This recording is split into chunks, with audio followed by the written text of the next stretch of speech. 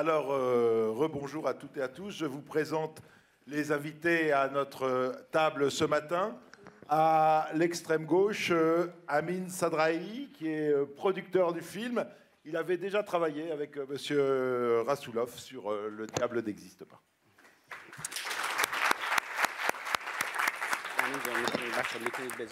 À sa gauche, la comédienne Masha Rostami, la sœur aînée dans le film.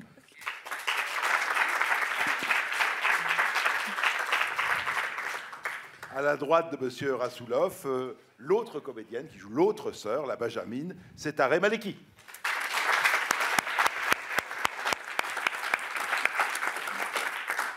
À ma gauche, le coproducteur français, Jean-Christophe Simon.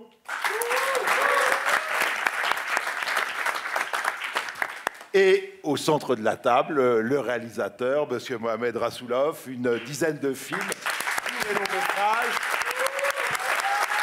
documentaires et fiction.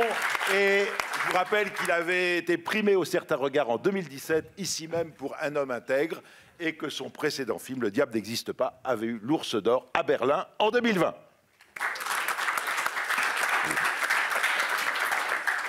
Comme le veut la tradition, je poserai donc la première question avant de vous laisser à tous et à tous la parole. Ma première question est pour Monsieur Rassoulov. Il me semble qu'avec ce film, vous poursuivez votre réflexion sur la responsabilité individuelle par rapport au pouvoir. Est-ce que vous pourriez nous donner la genèse de ce scénario, de ce film? سلام میکنم به همه. Bonjour à tous. Avant tout, je veux vous dire que mon cœur est avec les acteurs et les membres de l'équipe qui sont retenus en Iran et qui ne peuvent pas être ici avec nous. Je pense à eux à chaque instant et j'espère que les restrictions qui pèsent sur eux soient levées au plus vite. En particulier, Sohaila Golestani et Missar les personnages principaux du film, qui ont assuré une interprétation magnifique malgré toutes les difficultés, mais aussi Pouyan Babagaï, qui est mon chef opérateur, qui avec là aussi des limitations extrêmes a fait une photo magnifique. Même chose pour mon ingénieur du son, qui n'a pas pu quitter l'Iran et qui s'est vu confisquer son passeport. Amir Panaifar, mon maquilleur, même chose pour le costumier, le chef décorateur, toute l'équipe, je les salue et je leur dis que mon cœur est avec eux et avec tous les membres de l'équipe qui ont tant lutté pour contribuer à la réalisation de ce film et toutes les personnes aussi à l'extérieur de l'Iran qui m'ont aidé pour que le film se fasse, la musique, le montage. Sans l'aide de chacune de ces personnes, le film n'aurait pas existé et je tiens à leur exprimer ma gratitude. Pardon de commencer par cela, mais ce sont les circonstances très particulières dans lesquelles ce film a été fait. اینکه من چطور به این داستان رسیدم برمیگرده به genèse de ce film ou l'idée de cette histoire me vient des années de confrontation avec les services secrets et avec les instances culturelles, la censure en Iran. Tous ces personnages m'ont été inspirés par des personnes réelles. Toutes les scènes me viennent de situations réelles. Même toutes les personnes qui ont connu les services secrets en Iran sauront reconnaître ces espaces, ces couloirs. Et l'histoire en elle-même est très proche de la réalité. Lorsque j'étais en prison, خیلی تحت تاثیر اتفاقاتی که داشت بیرون زندان میافتاد قرار گرفته بودم. Nous étions tous très impactés par ce qui se passait à l'extérieur de la prison, le mouvement de protestation qui a éclaté. Mais évidemment, nous ne pouvions pas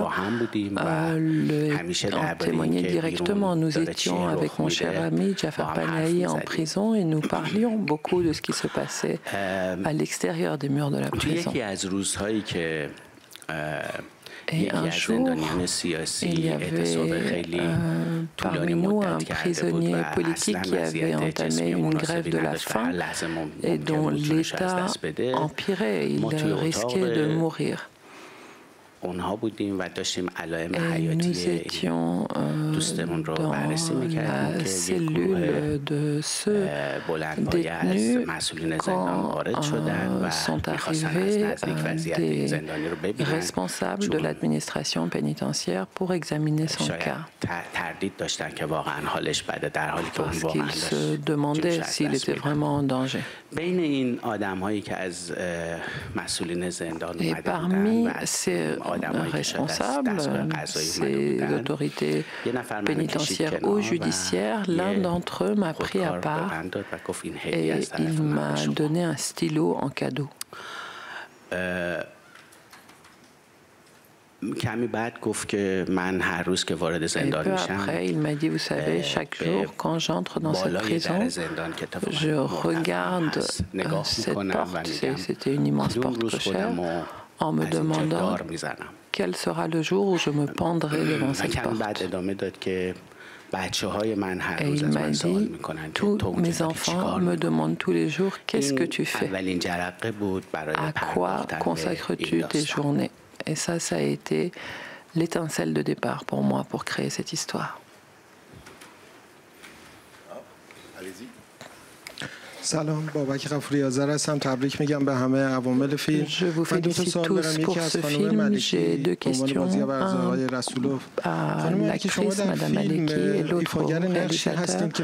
Dans le film, vous jouez le rôle d'une personne qui représente la génération qui semble être en train de déclencher le changement en Iran.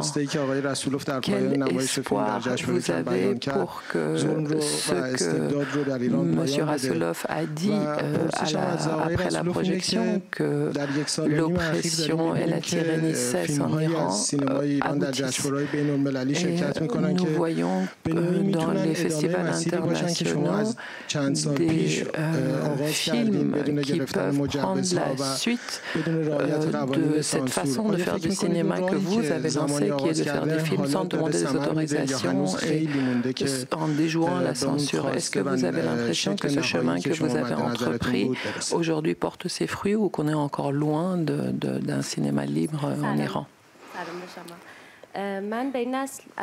Bonjour, je n'ai pas de l'espoir envers cette génération. J'ai une certitude et je sais que cela va arriver très vite, pas seulement grâce à cette génération, mais grâce aux générations précédentes qui ont préparé le terrain pour eux. Vous allez assister très vite à cette victoire. Bon, je dois ici préciser que Setareh elle-même a traversé cette génération. Elle est plus âgée qu'elle ne paraît, mais grâce à son extraordinaire interprétation, elle a pu jouer une adolescente. En ce qui concerne votre question, je vais répondre avec beaucoup d'humilité. Et comme un seul membre de la communauté des cinéastes iraniens, je pense que ce courant existe depuis des années. Parfois, il est entendu, remarqué, parfois, il l'est moins. Et je pense que ces évolutions continueront dans le cinéma iranien. Mais je pense qu'il existe des individus libres et dignes qui ne veulent pas faire des films à tout prix. Je veux ici parler de ces personnes très honorables qui, pour ne pas se soumettre à la censure, s'abstiennent de faire des films. Et j'ai le plus grand respect pour eux. Et mon seul message que j'ai pour le cinéma iranien, c'est n'ayez pas peur de l'intimidation de la censure iranienne. Ils ont peur. Ils ont peur et donc ils veulent nous faire peur. Ils veulent nous décourager. N'ayez pas peur. Ne vous laissez pas intimider. Ils sont incapables. Ils sont vraiment incapables. Et ils n'ont pas d'autre arme que la terreur. Cette terreur peut s'exercer à travers les médias. Elle peut s'exercer physiquement en supprimant les êtres. Mais malgré tout, il ne faut pas les craindre. Il faut croire en la liberté. Et il faut lutter pour une vie digne sur notre terre. Tous ces jeunes gens que j'ai rencontrés en Iran et qui appartiennent à la nouvelle génération du cinéma, qui sont des esprits libres, continuent de se battre, continuent de travailler. Et j'espère que moi aussi, je contribuerai à la reconnaissance de ces personnes par la communauté internationale du cinéma. Bonjour, Frédéric Rougeau, Le Mac Cinéma. Votre film m'a semblé très référencé. Est-ce que Bertolucci fait partie de ces références? Et une question qu'il est logique de vous poser. Avec ce film, vous vous mettez en danger, tous autant que vous êtes. Est-ce que vous avez déjà été en contact avec des autorités pour envisager la suite et vous protéger?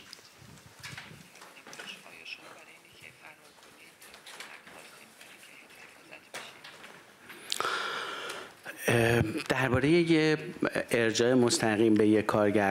a pas de référence précise, ou en tout cas pas de façon consciente à un cinéaste ou un film. Je dois vous dire que j'ai travaillé avec tant de pression, d'angoisse, que j'avais même du mal à rester de bonne humeur sur le plateau. Quand j'y pense rétrospectivement, j'ai du mal à me reconnaître tellement j'étais en colère, à bout de nerfs, et que j'avais du mal à contrôler cet état.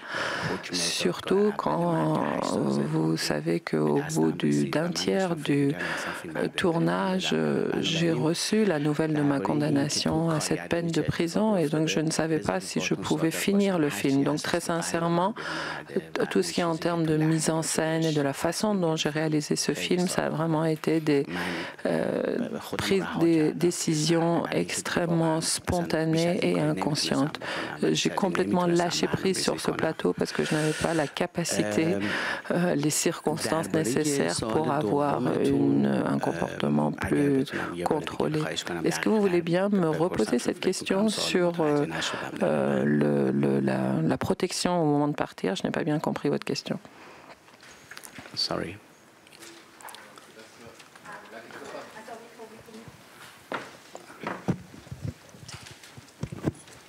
Vous avez évoqué dans une interview un possible retour, enfin que vous souhaitiez retourner en Iran, mais on imagine que ce sera très compliqué.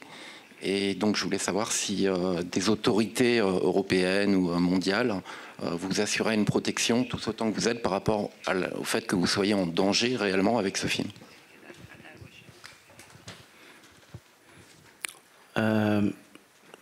بله جمهوری اسلامی میتونه هر کاری بکنه. La République islamique est capable de tout. Elle s'est toujours exprimée à travers la terreur à travers les médias ou une terreur physique. Ce régime est capable de tout, mais je n'y pense pas. Ce sur quoi je me concentre, c'est mon objectif dans cet exil volontaire, qui est celui de faire les récits que je porte encore en moi sur mon peuple. Je tiens à raconter ces histoires au peuple du monde.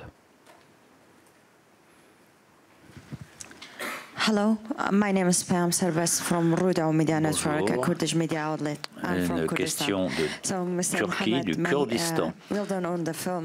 Félicitations pour votre film et pour votre courage. J'aimerais savoir, d'abord, comme on le sait, Vous avez eu beaucoup de difficultés à venir jusqu'à Cannes. Est-ce que vous êtes enfui de l'Iran? Et comme beaucoup de réalisateurs iraniens, vous faites face à de nombreuses difficultés pour réaliser votre film. Comment dépassez-vous ces difficultés? Merci.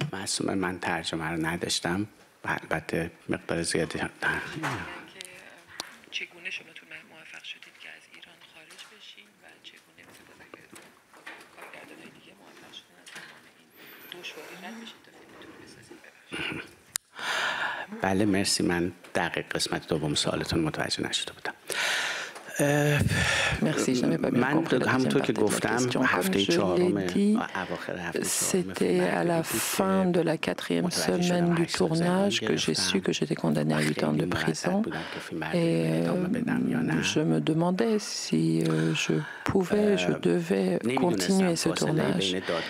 Je ne savais pas quel temps s'écoulerait entre ce premier jugement et le procès en appel, et le deuxième jugement, et si ce temps me suffirait pour terminer le tournage. J'ai contacté mes avocats pour savoir combien de temps il s'écoulerait, et sans me demander pourquoi je posais cette question, ils m'ont dit qu'il faudrait compter au moins un mois, et comme il y aurait les vacances liées à la nouvelle année en Iran au mois de mars, qui sont des vacances assez longues, je me suis dit que je pourrais peut-être disposer du temps nécessaire pour terminer le tournage, mais évidemment avec une pression énorme sur mes épaules, puisque je me disais, si je me fais arrêter pendant ce tournage, je vais passer au moins 5 ans en prison. ضمن اینکه فکر می‌کردم طبیعتاً برای این فیلمم یه محکومیت جدیدی در évidemment, je savais que ce film-là allait entraîner encore d'autres charges et d'autres condamnations à mon égard, et que ces 5 ans pourraient être prolongés considérablement. Et donc je me suis dit, il ne faut plus penser à cela, il faut fermer cette porte-là dans mon esprit, et c'est ce que j'ai fait. Et donc j'ai compté sur cette lenteur, sur ce rythme de l'administration judiciaire pour finir le tournage du film. Et mon cher ami Andrew, qui avait déjà fait le montage des manuscrits Ne brûle pas, et on avait déjà cette expérience de collaboration ensemble, et j'avais une confiance complète en lui. J'ai transféré les éléments du film à l'étranger, et donc j'ai contacté Rosita et Mani, mes collaborateurs à l'étranger aussi, qui allaient suivre les étapes de la post-production. Je leur ai dit, voilà, que les films étaient à présent entre leurs mains, et que même si je me faisais arrêter, il fallait qu'ils continuent à travailler. Même chose à Jean-Christophe. J'aurais dit, il ne faut pas que le processus de fabrication de ce film s'arrête, quoi qu'il arrive.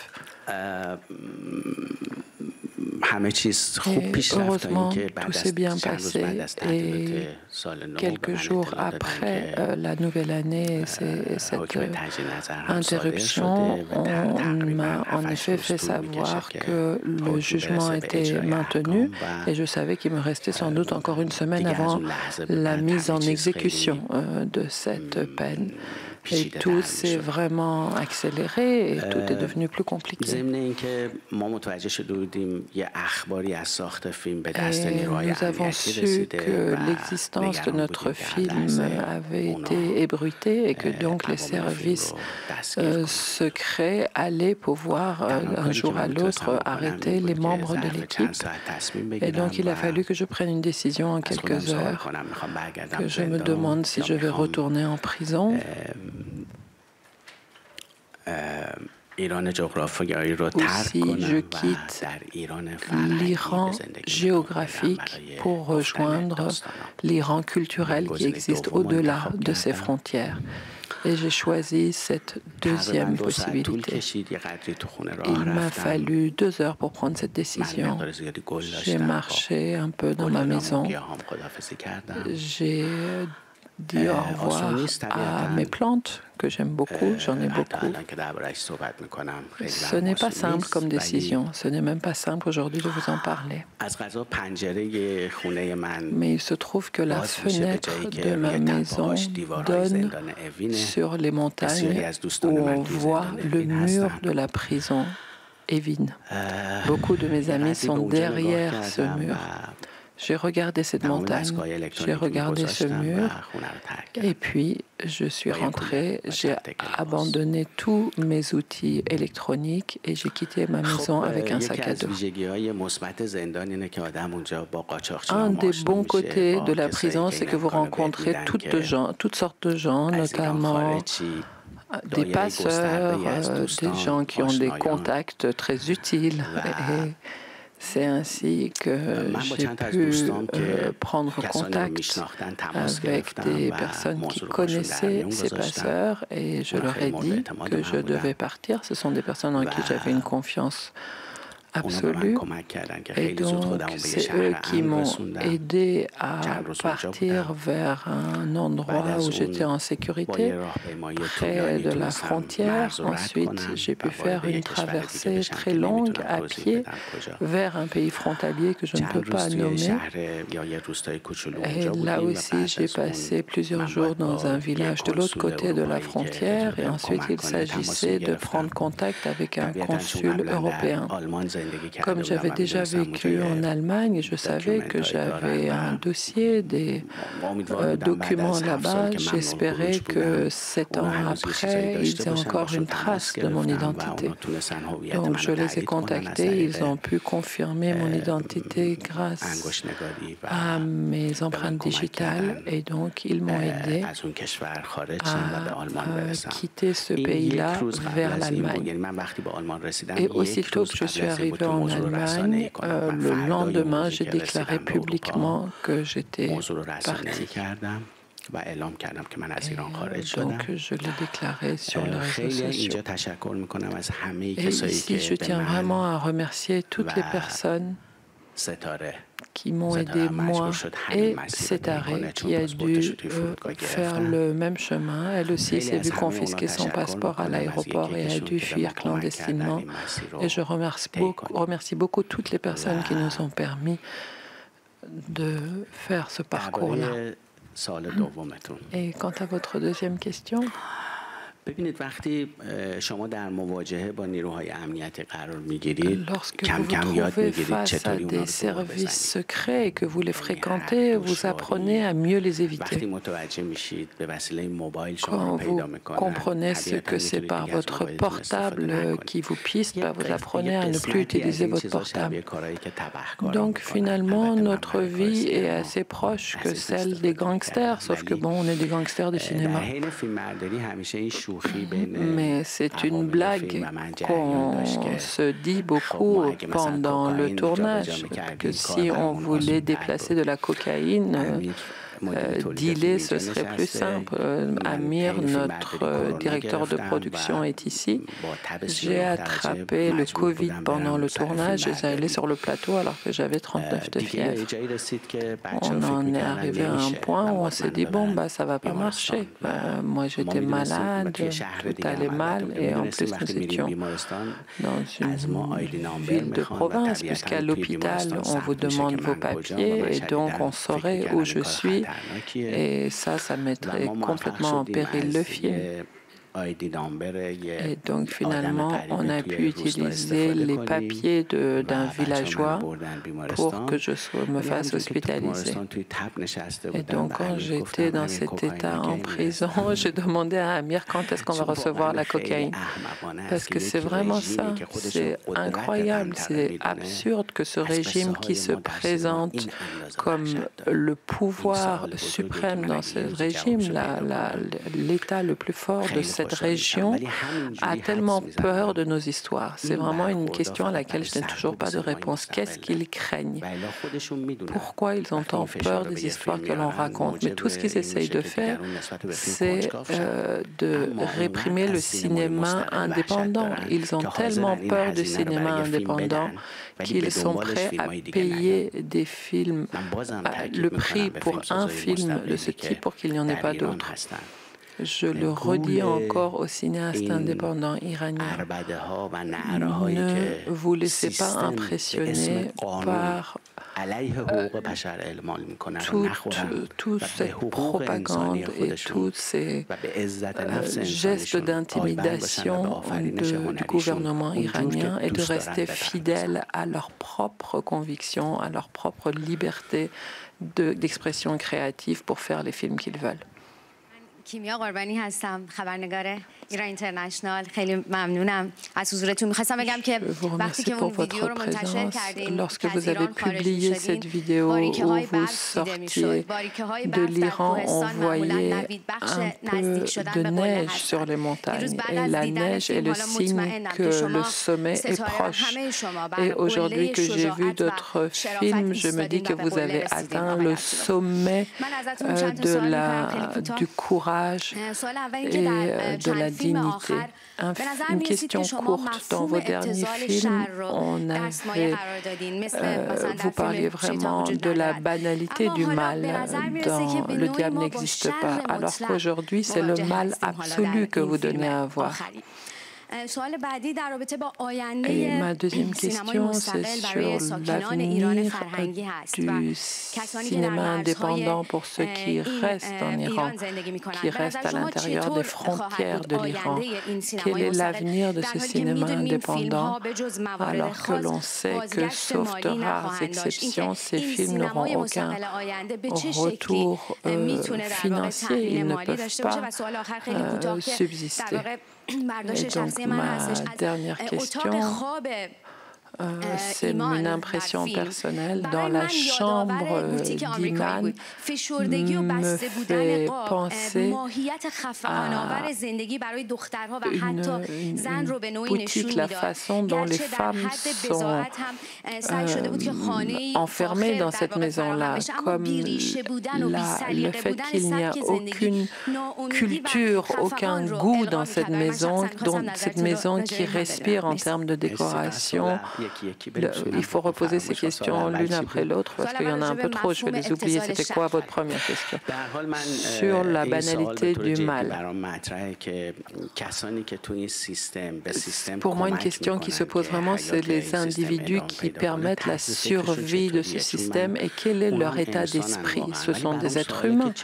Donc, je me demande la question de qu'est-ce qui peut justifier leur motivation, leur mode de pensée.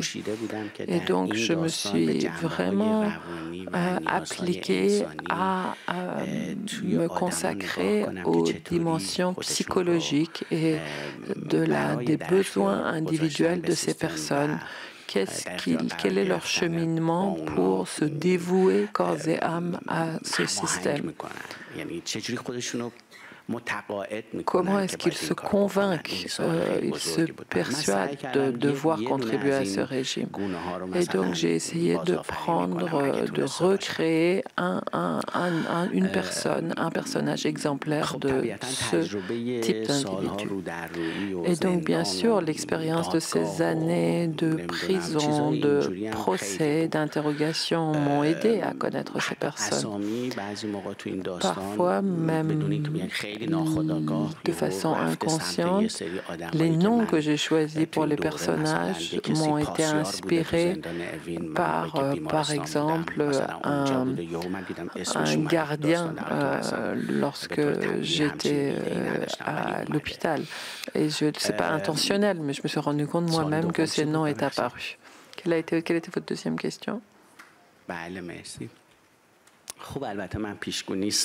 Bon, je ne suis pas devin et je n'ai pas vraiment une idée de la façon dont les gens travaillent et ce qui se passe dans le cinéma indépendant. C'est même assez difficile de définir le cinéma indépendant. On n'a pas encore eu la possibilité de parler de ça, de réfléchir à la définition de ce cinéma indépendant. Mais si ça suppose une pensée libre de celui qui crée l'œuvre d'art et qu'il n'y a pas d'intervention du pouvoir de la censure, que ce ne soit pas une œuvre de commande, qu'il ne soit pas question d'intérêt. Dans ce cas, alors, le cinéma indépendant existe en Iran de façon indiscutable. Mais ils sont dans un stade d'expérimentation, puisqu'ils cherchent encore, ces cinéastes indépendants, le langage international qui fasse que le monde comprenne leurs difficultés. Quand vous êtes issu d'une culture sous le joug de la tyrannie, c'est très particulier. Par exemple, un cinéaste iranien peut se réjouir de faire un film iranien où les femmes ne portent pas de voile, alors qu'un spectateur américain ne comprend pas forcément quelle est l'importance de voir une femme sans voile dans un film iranien. Donc je pense que ce qui prend forme aujourd'hui en raison de ce terrain de dictature fait que s'adresser à un public international n'est pas simple et on est encore en recherche de ce langage.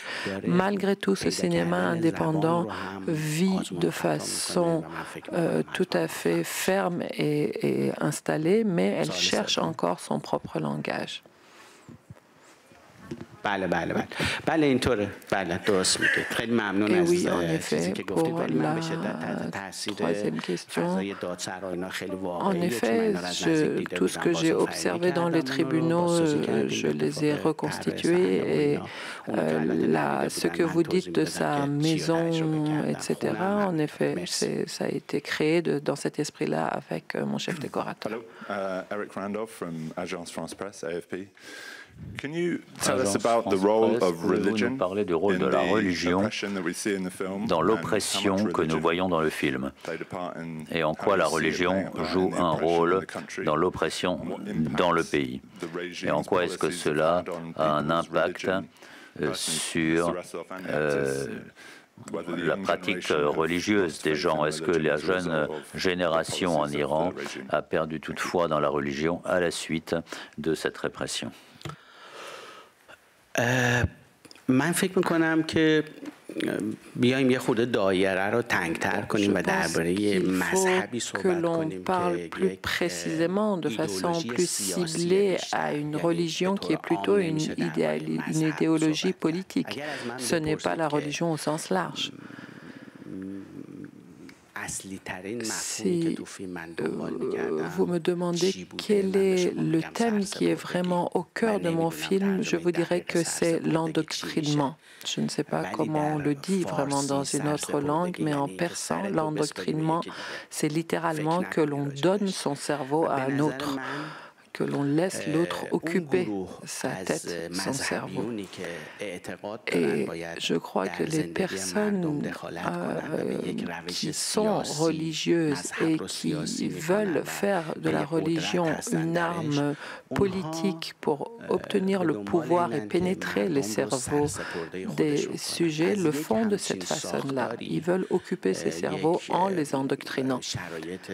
Et donc, c'est cette situation totalitaire de dictature qui prend racine dans ce pays au nom de la religion. Et on voit comment la République islamique a pris les Iraniens en otage. Pour moi, il était important de parler de cet endoctrinement. J'avais une question pour les deux comédiennes. Comment ça se passe? Parce que le casting ne peut pas être un casting comme pour un film traditionnel, puisqu'on est dans un film qui va être produit et tourné dans la clandestinité. Donc, vous proposez même un film avant de savoir si vous allez l'accepter, peut être déjà un danger. Donc, comment ça se passe d'être comédienne et d'avoir une proposition de tournage comme celui-ci?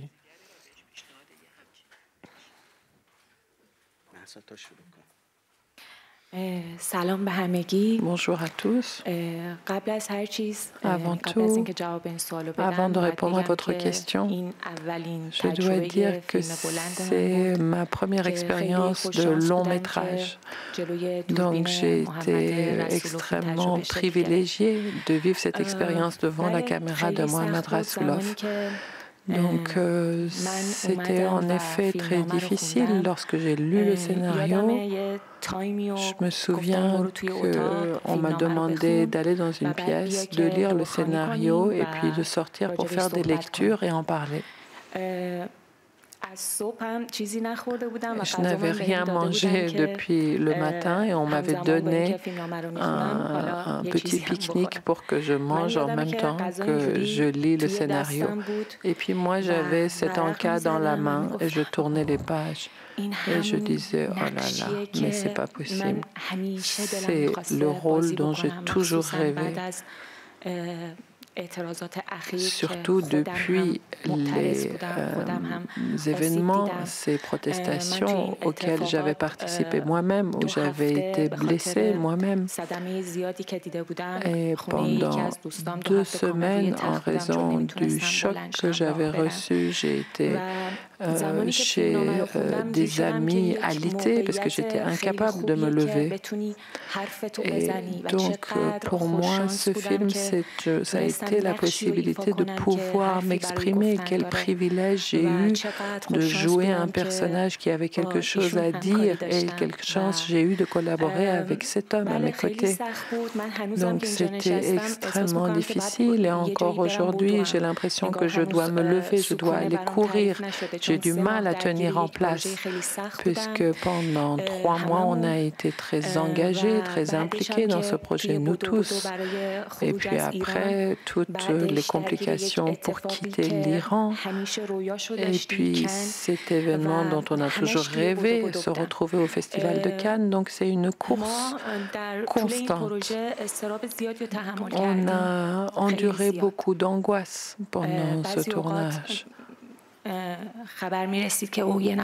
Parfois, on nous disait il y a quelqu'un à l'extérieur qui est suspect et donc on se dispersait tous et donc on priait tous juste pour que ce projet soit terminé, qu'il ne soit pas avorté.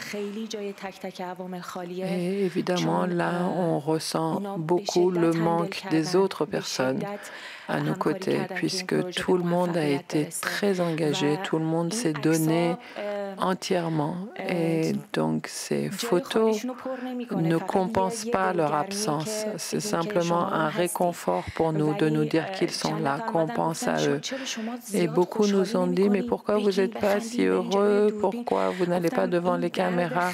Je leur ai dit, il faut comprendre cette douleur. Vous voyez le film, mais vous voyez que les autres ne sont pas là. On ne peut pas partager cette réjouissance avec les autres. Et moi, ça me brise le cœur. Avant de venir au festival, Soheila, l'actrice qui joue la mère, nous a envoyé un message en disant « Allez-y, brillez ». Et moi, je pleurais, je disais « Mais j'aurais voulu que toi, tu sois là. J'aurais voulu que Missar, qui joue notre père, soit là. » Mais malgré tout, évidemment, je suis très heureuse que je suis là, d'être là. Je suis très heureuse que le projet ait abouti. Et j'ai beaucoup d'espoir pour l'Iran.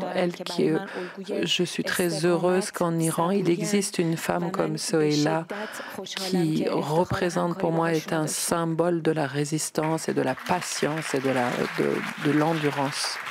Et je suis très heureuse d'avoir pu travailler avec elle. خب سلام دوباره Bonjour, je crois que je ne suis pas la bonne personne pour répondre à cette question parce que je suis un peu dingue. Donc, devoir choisir ce rôle, j'ai eu aucun mal, ça me fait pas peur. Dès le départ, je dis bah oui, évidemment, j'en suis. Et je suis une des premières personnes qui a rejoint cette équipe, peut-être même la première ou la deuxième. Et donc, pendant des mois, on ne me disait pas qui était le cinéaste pour préserver la sécurité du projet. On devait tous être très vigilants. Et moi, je devinais que c'était Rassoulov. Je me disais, mais qui d'autre aujourd'hui dans cette situation ferait un film pareil? Qui aurait ce courage? Et le seul nom qui me traversait l'esprit, c'était Rassoulov. Je me disais, on ne veut pas me le dire, mais ça ne peut être que lui. Et le jour où je l'ai vu enfin, j'ai ouvert la porte. Il a dit, je suis Mohamed Rassoulov. J'ai dit, oui, je sais. Donc, je suis très heureuse, très fière d'être à ses côtés. Comme Assa l'a dit, on a traversé des moments extrêmement difficiles, mais je trouve que nous avions une équipe extraordinaire, littéralement extraordinaire. Il nous manque tous ici. Nous étions une équipe très peu nombreuse, peut-être qu'on était 30 en tout et pour tout pour travailler sur un si gros projet. Mais chaque membre de l'équipe a mis tout ce qu'il avait, tous ses efforts pour que le film se fasse. Et j'aurais voulu qu'il soit tous avec nous aujourd'hui et je suis triste qu'ils ne soient pas à nos côtés. Et pour moi, personnellement, au milieu de toute cette angoisse, de toute cette inquiétude, me lever le matin pour savoir que je retrouverai leur sourire, que je partagerai un petit déjeuner avec les uns ou les autres, c'est ce qui me permettait d'y retourner tous les matins et je me suis très reconnaissante à chacune de ces personnes et je suis très heureuse que ce projet ait abouti. Bon, comme M. Rassoulov l'a dit, après aussi, on n'était pas au bout de nos peines. Pour moi aussi, il a été extrêmement difficile de quitter le pays, mais je ne le regrette absolument pas. Et je n'en ai pas honte non plus, parce que beaucoup de gens pensent qu'il ne faut pas dire qu'on a quitté le pays illégalement. Moi, je pense que c'est la République islamique qui devrait avoir honte de ça, pas moi. Ce sera le mot de la fin de cette conférence de presse. Merci à vous tous et merci à vous.